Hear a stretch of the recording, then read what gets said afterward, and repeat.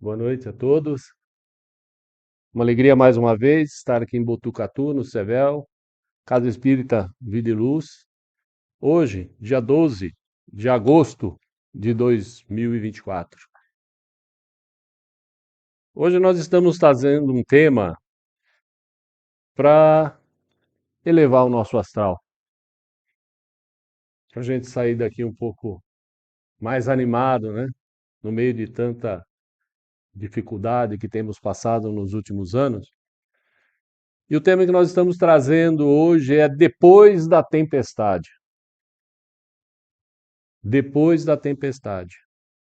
É muito conhecida, é muito propalada a frase: depois da tempestade vem a bonança.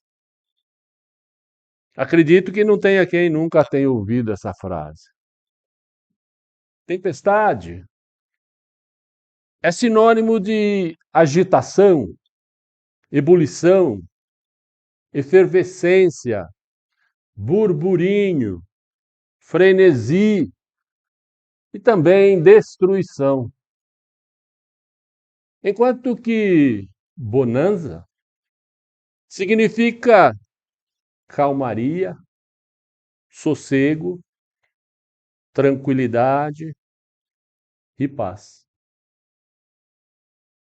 E nós temos, tanto no nosso Evangelho segundo o Espiritismo, no capítulo 23, como também na Bíblia, em Mateus 10, parágrafo 34, um tema que diz assim: não vim trazer a paz, mas a divisão. Não vim trazer a paz, mas a divisão. No item 9 diz exatamente assim: não penseis que eu tenha vindo trazer paz à terra, pois eu não vim trazer paz, mas eu vim trazer a espada. Porquanto eu vim separar de seu pai o filho, da sua mãe a filha, e da sua sogra a nora. E o homem terá por seus inimigos os da sua própria casa, da sua própria família. E no item sequente, no 10, diz assim: eu vim para lançar fogo à terra, e o meu desejo é que ele se acenda o mais rápido possível. Eu tenho que ser batizado com um batismo, e quanto me sinto desejoso que esse batismo se cumpra. E continua: julgueis que eu tenha vindo trazer paz à terra? Não. Eu vos afirmo, ao contrário, eu vim trazer mesmo é a divisão. Pois doravante, se achavam numa casa 5 pessoas, estarão elas divididas, umas contra as outras. 3 contra 2, 2 contra 3. O pai estará em divisão com o filho com o pai, a mãe com a filha com a mãe, a sogra com a nora e a nora com a sogra. Isso está em Lucas também, 12:49. Gente, ao ler isso, né, fica se perguntando: será mesmo possível que Jesus, a personificação maior da doçura e do amor e da bondade, será que Jesus, que não cessou de pregar o amor ao próximo, haja mesmo dito isso? Será que Jesus disse mesmo isso? Será que ele disse: eu não vim trazer a paz, eu vim trazer a espada? Será? Eu vim separar o pai do filho, o esposo da esposa. Eu vim lançar fogo à terra. E eu tenho pressa que esse fogo se acenda. Será mesmo que Jesus disse isso?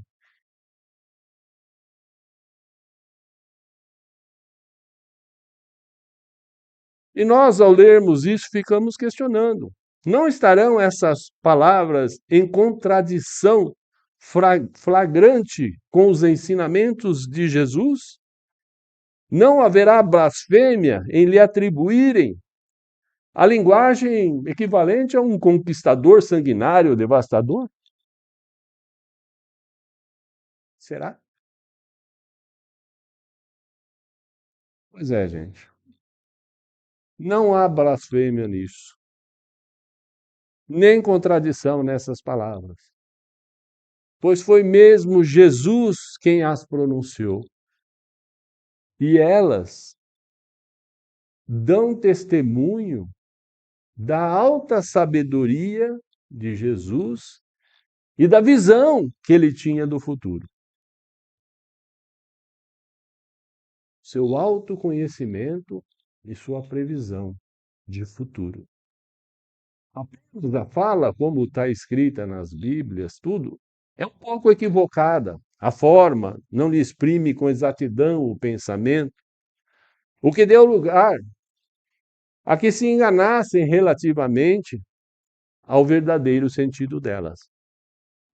Porque se tomadas ao pé da letra, elas tenderiam a transformar a missão de Jesus, que é toda de paz, numa outra missão de perturbação e de discórdia.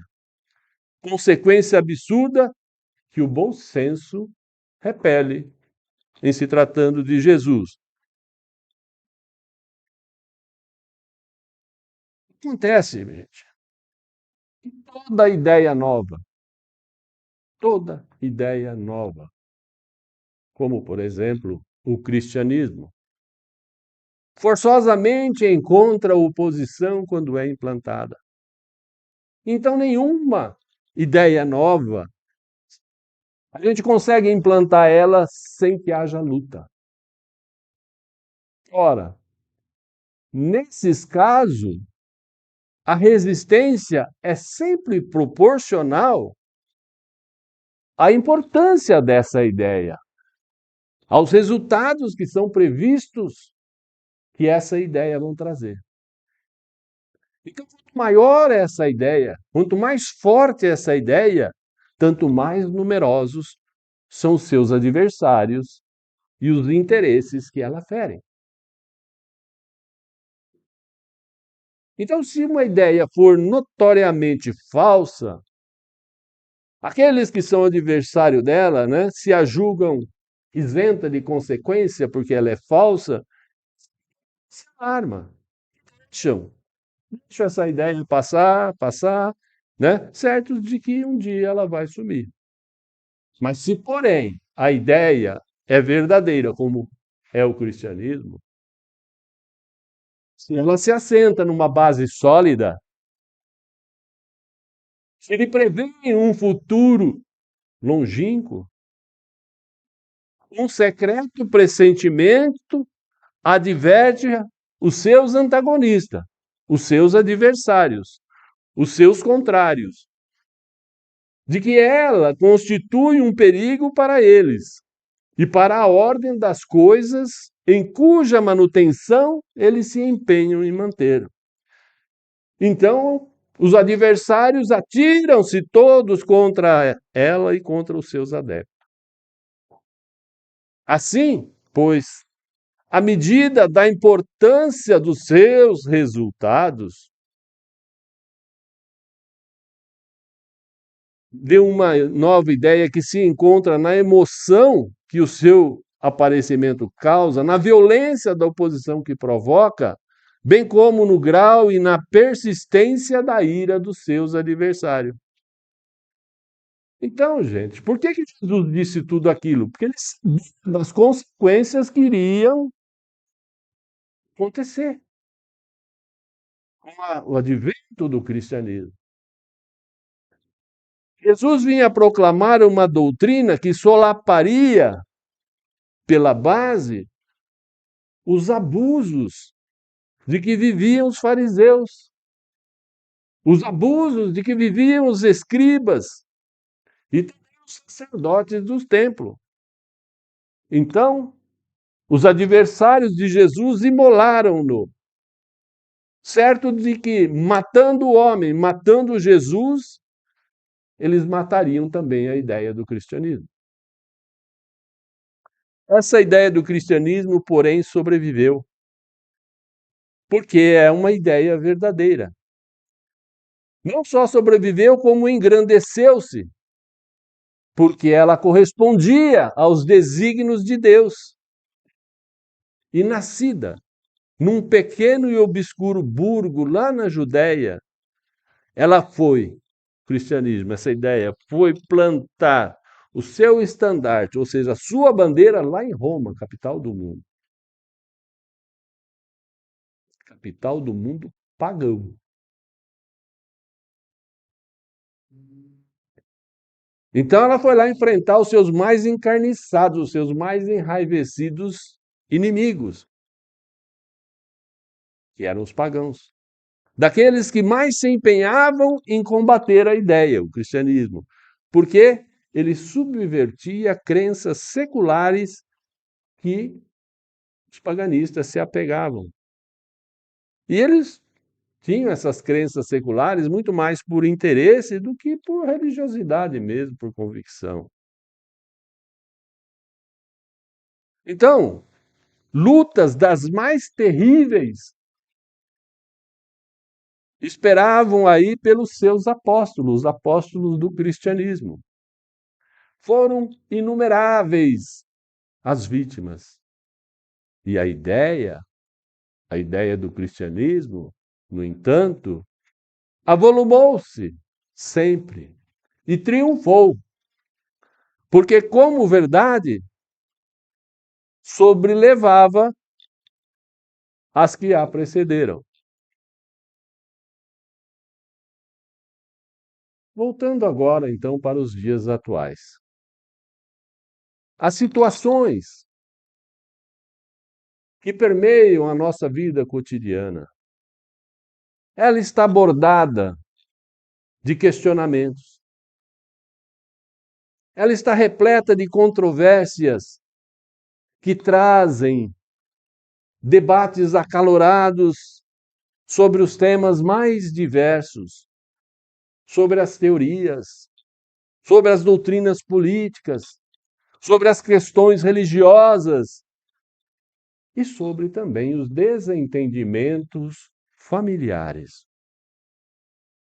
Então, se olharmos ao nosso redor como um todo, é como se nós estivéssemos nos últimos anos passando por terríveis tormentas, tempestades de informações que parecem que estão nos encaminhando para o caos. Planejamento divino busca, por isso mesmo, que nós, ao ingressarmos nesses debates, tenhamos oportunidade de, com eles, subtrair grandes aprendizados e sairmos deles muito mais evoluídos. Quando Allan Kardec perguntou aos mentores espirituais se a lei da destruição seria uma lei da natureza, a resposta foi enfática. Responderam os espíritos superiores: é necessário que tudo se destrua para renascer e se regenerar. Porque isso que chamais de destruição não é nada mais do que a transformação. O que chamais de destruição não é nada mais do que a transformação, cujo objetivo é a renovação e o melhoramento dos seres vivos. Assim, a lei da destruição, a qual se referem os espíritos no capítulo 6º, item 1, lá no livro dos espíritos, justifica a necessidade de que tudo se destrua como condição para que tudo se renove e se regenere. Ou seja, a transformação só acontece com a destruição do antigo. Somente destruindo o antigo se regenera e se constrói o novo. Ou mesmo a transformação do que não esteja de acordo com as leis divinas e que precisará ser refeito. Ou mesmo a transformação de tudo que não esteja de acordo com as leis divinas precisará ser refeito. Então, meus irmãos, prestemos bastante atenção nisso que nós acabamos de ouvir. Tudo, repetindo, tudo que não esteja de acordo com as leis divinas é necessário que seja destruído para que tudo se regenere, para que tudo se renove.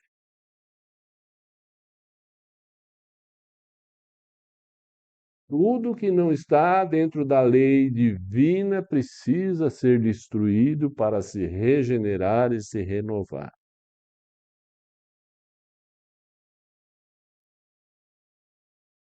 Sabendo que ninguém passa nessa vida aquilo que não precisa passar. E sabendo que nós precisamos passar por dificuldade para poder superá-las, suplantá-las e assim nos melhorar. Aqueles que praticam o mal contra nós, ou nós que praticamos o mal contra outros, sem que saibam muitos de nós estamos fazendo um bem ou eles estão fazendo um bem para nós ao nos dar a chance de encarar aquela maldade como uma grande oportunidade de aprendizado.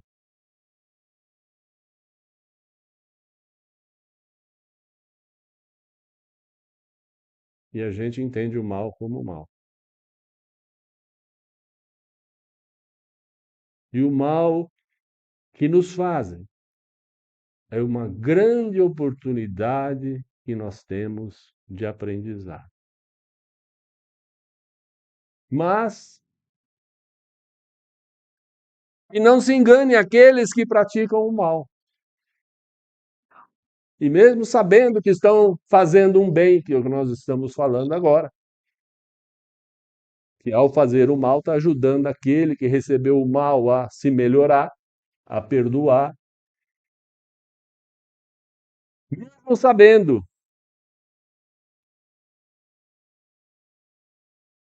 que estão nos ajudando, pois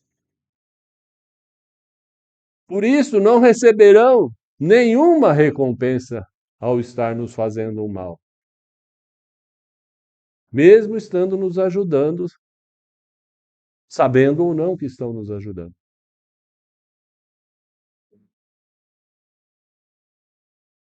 O que eles receberão, ou nós receberemos, se fizermos o mal, é simplesmente a lei do retorno. Apenas isso. Só isso. Então, o que realmente conta Vamos entender isso. O que realmente conta é a intenção com que a maldade é feita. Com que intenção aquela, entre aspas, maldade, que a gente chama de maldade, foi feita.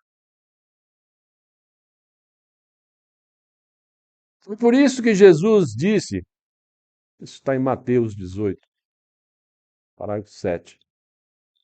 Ai do mundo por causa dos escândalos, porque é preciso que venham os escândalos, mas ai daquele homem por quem o escândalo vem.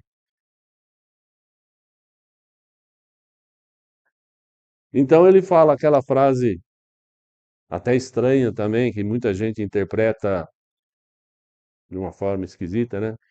Então Jesus disse: porquanto se tua mão ou o teu pé te escandalizar, corta-o e atira-os para longe de ti. Melhor para ti é entrar na vida coxo ou aleijado do que tendo duas mãos e dois pés e ser deslançado ao fogo do inferno. Pensemos juntos. Se um pai, qualquer um de nós, chegar a um extremo de colocar seu filho de castigo, ele chegou a esse extremo com a finalidade de educar o filho. E ele não está com nenhuma intenção de ferir ou de maltratar o filho. O pai pôs de castigo, prendeu o filho num quarto, ele fez uma maldade.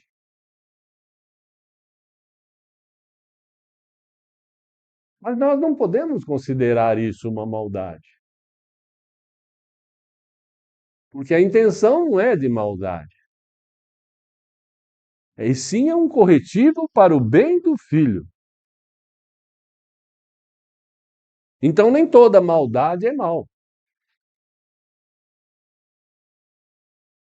Sabemos que um pai amoroso e fraterno, quando ele precisa tomar tais atitudes, como, por exemplo, deixar o filho de castigo no quarto, ouvir aquele filho chorando, aquela filha chorando no quarto, podemos ter certeza que o pai vai sentir muito mais a dor desse castigo do que o próprio filho. Ao ver aquele filho chorando no quarto de castigo, o pai sabe que está fazendo certo, mas ele vai sofrer muito mais do que o próprio filho, por causa do amor que ele tem e pelo amor que ele está fazendo com aquilo.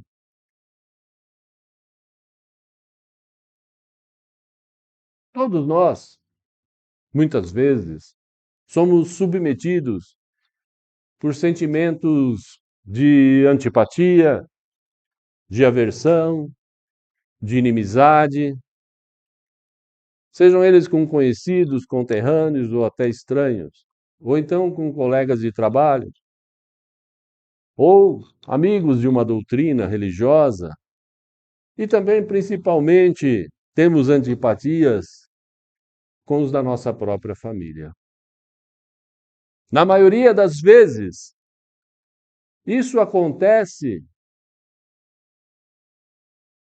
a gente costuma dizer graciosamente, quer dizer, sem nenhum motivo ter acontecido, nada de grave. Isso acontece simplesmente por falta de afinidade.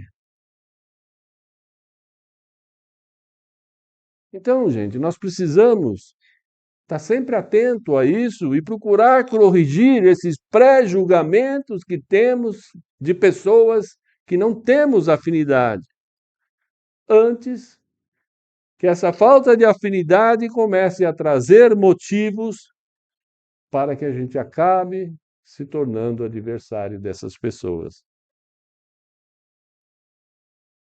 As dores, as doenças físicas, as doenças psicológicas, em sua grande maioria, são sempre mensagens de alerta. As dores, doenças físicas, doenças psicológicas são mensagens de alerta, são alarmes que a consciência, comandada pela nossa memória inconsciente, dispara para nos avisar de que algo de muito errado estamos fazendo. E com isso estamos nos prejudicando. É para isso que existem as doenças, para nos alertar. Então, além de nos medicarmos para combater essa doença, nós devemos principalmente procurar identificar onde é que nós estamos errando para estar gerando tais doenças. O egoísmo, a cobiça e a inveja são defeitos gerados pelo orgulho, pela vaidade e pelo apego dos bens materiais. São inimagináveis as maldades que um homem pode fazer ao seu próximo quando ele está acometido desses defeitos: egoísmo, cobiça e inveja. É necessário que pratiquemos o tempo inteiro aquilo que o Espiritismo ensina: orai e vigiai. Orai e vigiai, para que não sejamos dominados por esses defeitos e aos poucos iremos erradicando essas doenças das nossas vidas.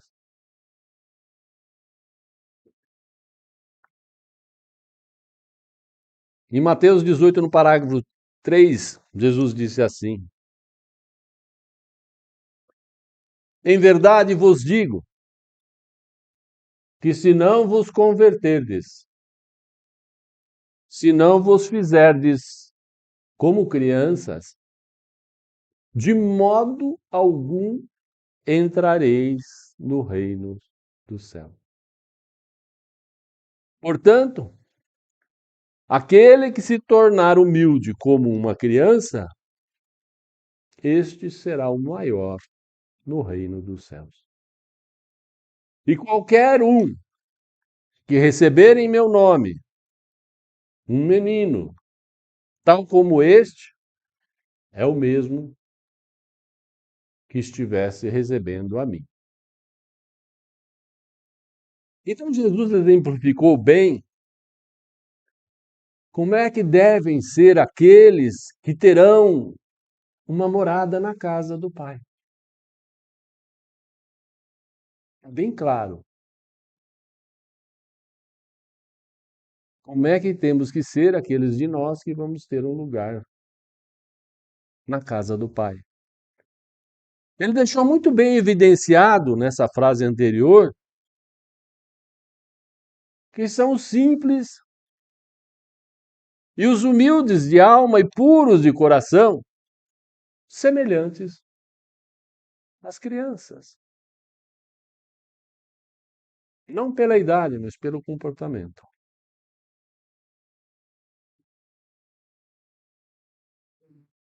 Mas nós queremos saber de bonança, né? Já falamos de muita tempestade. E a bonança vem como? Vem com os mundos regeneradores. Os mundos regeneradores servem de transição entre os mundos de expiação e prova, que é o nosso, e os mundos felizes.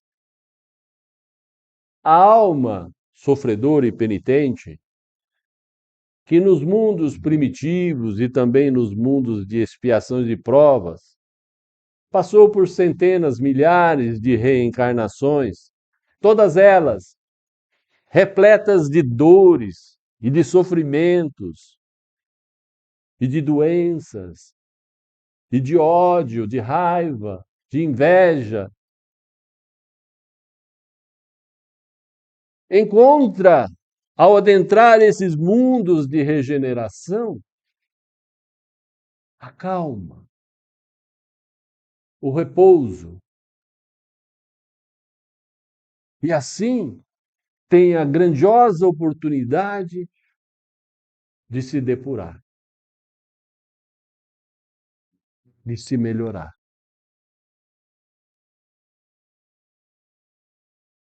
É como o cessar da longa tempestade, de centenas de vidas, e a chegada da bonança no mundo de regeneração.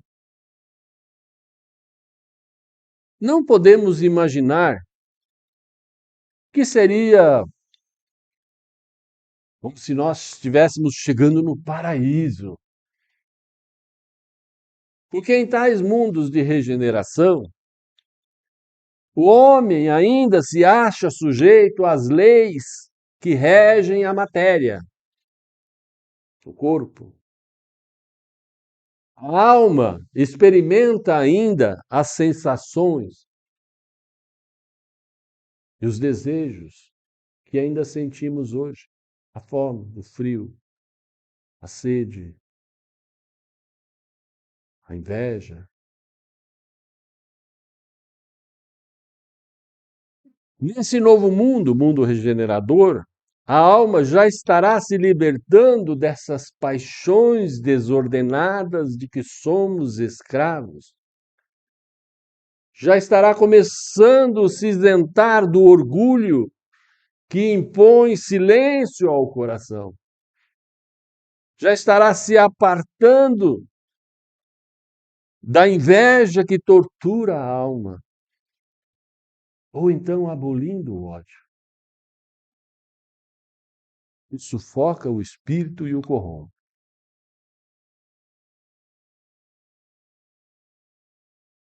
Estampada em todas as frontes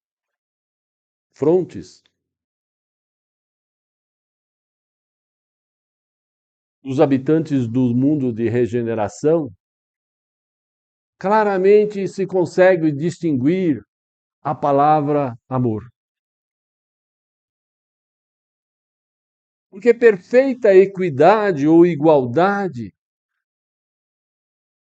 já reside nas relações sociais dos mundos de regeneração.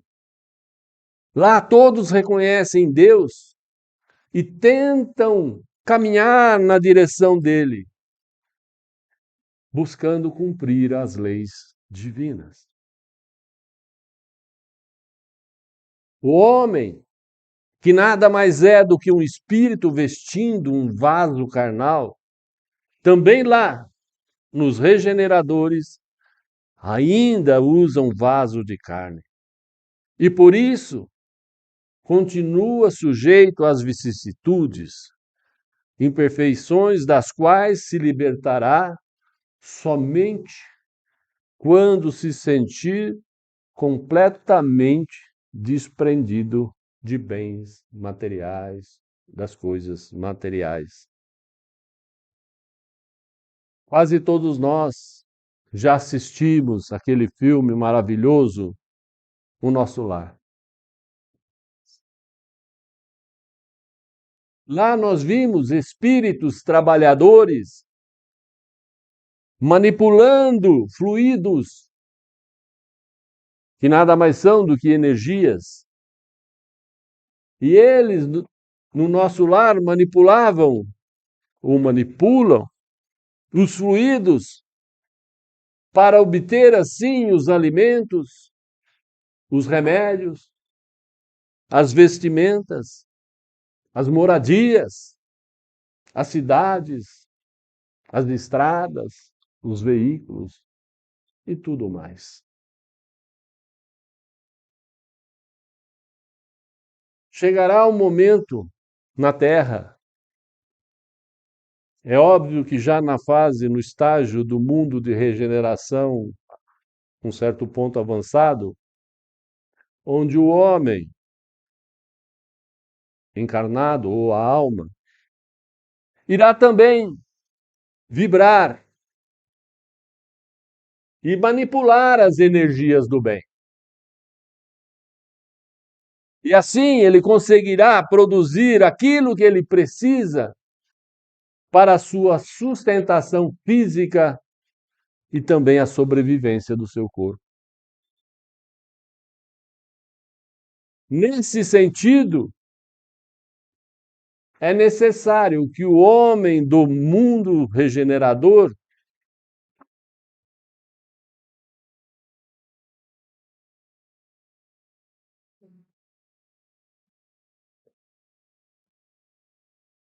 deixem de ser essas necessidades básicas que nós temos hoje. E assim, o homem regenerador se voltará para objetivos e prazeres muito mais nobres e para valores totalmente espirituais. O homem regenerador sentirá na caridade o maior dos prazeres. Ouçam isso. O maior dos prazeres que uma alma, um espírito pode sentir está na caridade, na prática da caridade. Então ele sentirá na caridade o maior dos prazeres e se sentirá feliz em fazer para o outro muito mais do que para si mesmo. Muito mais do que para si mesmo. E é por isso que o nosso Mestre, Jesus, sendo um rei, ele não aceitou ser tratado com pompas e honrarias de rei. Lembram-se? Eu não vim para ser servido.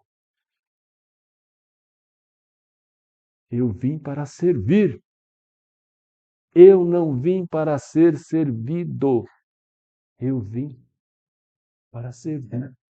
Vocês acham que Jesus disse isso à toa? Ele sofreu tudo o que sofreu para vir falar coisas à toa para nós? Sem sentido? Ele também queria ter prazer naquilo que ele fazia. Então ele fez o quê? Caridade, ele serviu.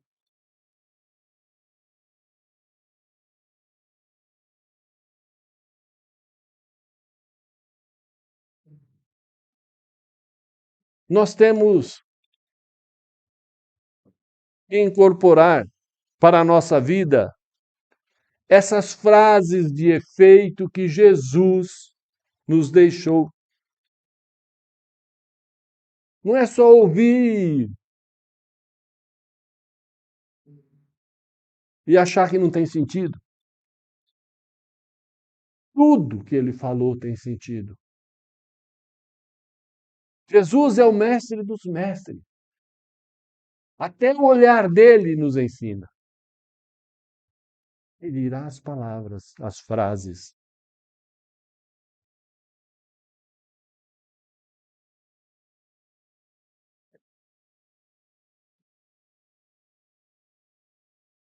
Então a gente tem que pensar assim: eu não estou nesse mundo a passeio.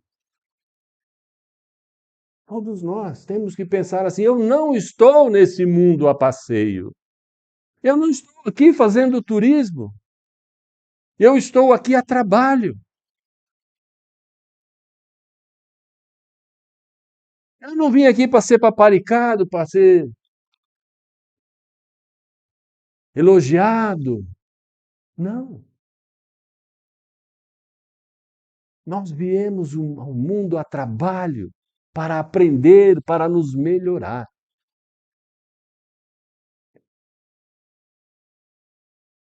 E já indo para o encerramento, tem um conto que é muito usado nas palestras espíritas.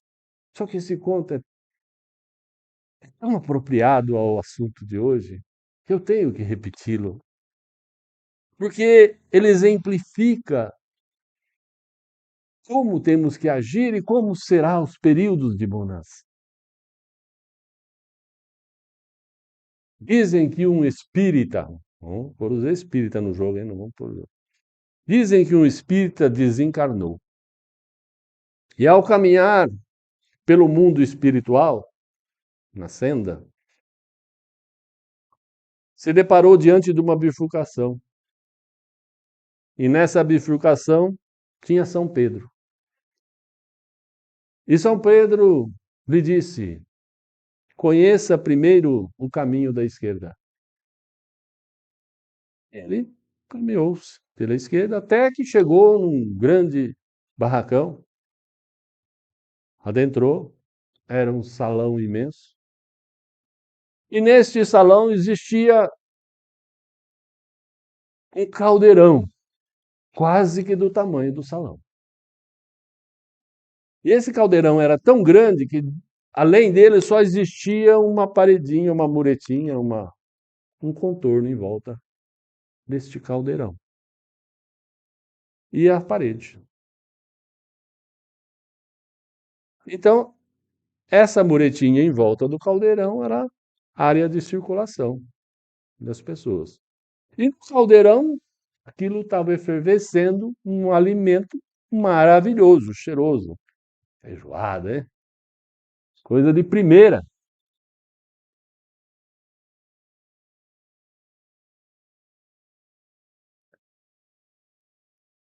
Acontece que cada um que ali entrava recebia uma colher de pau de uns 5 metros, mais ou menos. E o caldeirão gigantesco. E ele estava num corredorzinho de 1 metro e uma parede atrás. Todos conseguiam, com aquela colher, pegar aquela comida saborosa, deliciosa. Mas a colher batia na parede e caía a comida. E ninguém conseguia se alimentar.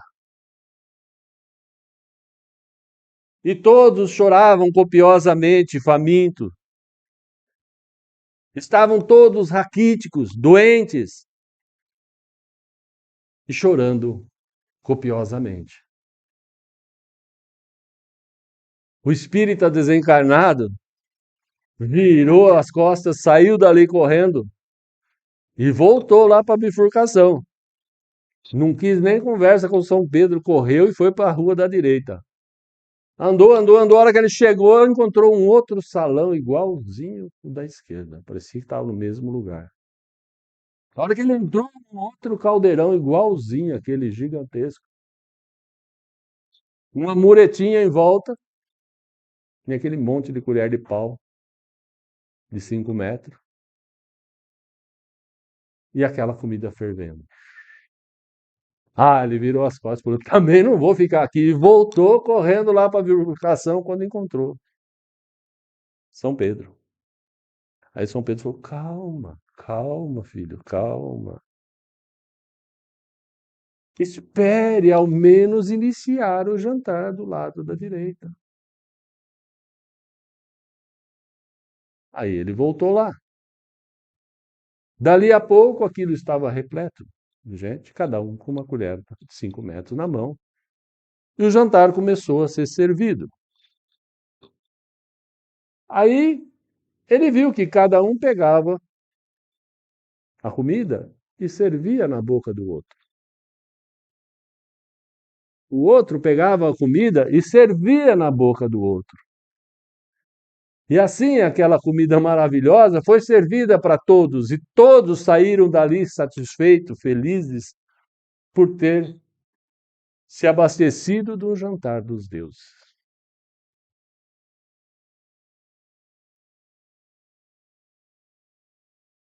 Eu quero encerrar comentando que, neste exemplo acima, podemos observar que Deus, nosso amoroso Pai, não privilegia nenhum de seus filhos.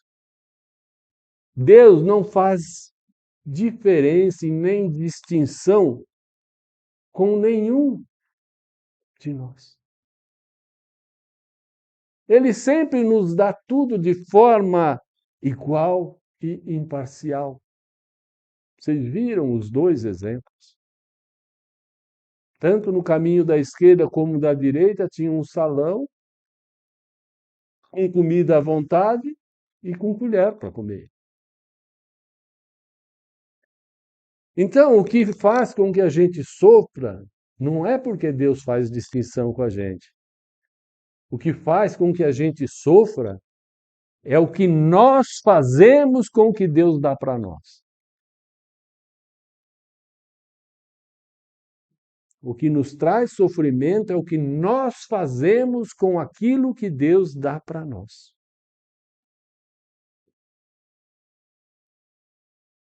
Meus irmãos, deixemos para trás.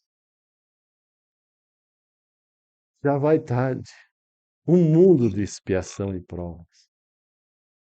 Pois nesse mundo a gente só queria competir. Nós só queríamos ser servidos. Nós só queríamos mordomia.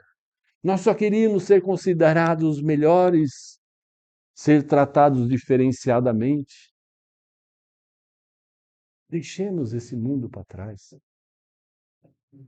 O orgulho, a vaidade, o egoísmo sempre foram os nossos maiores adversários.